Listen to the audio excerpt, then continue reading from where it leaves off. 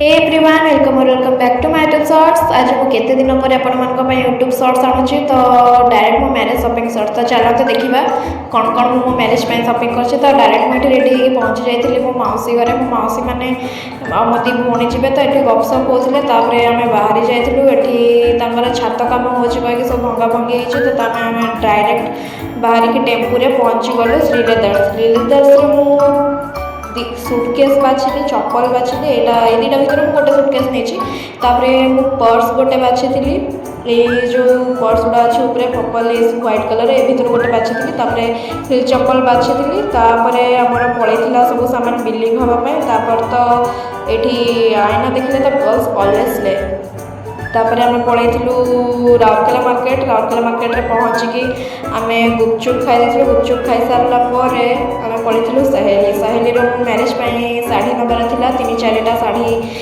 Fancy वाला marriage जोटा पिंधि आउे मेहंदी हल्दी एसबुरे भी अच्छे।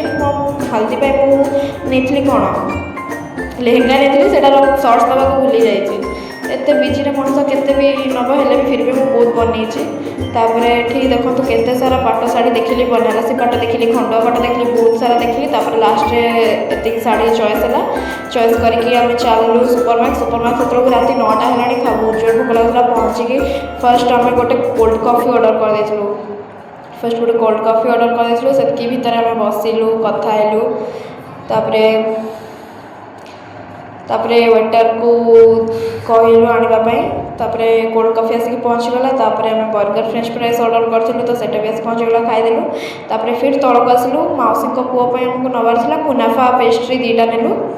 नहीं आम रात 11टार घरे पहुँचुचु मैरेज आहरी मैरेज पार्ट 2 ब्लॉग गोटे आसो देखिए।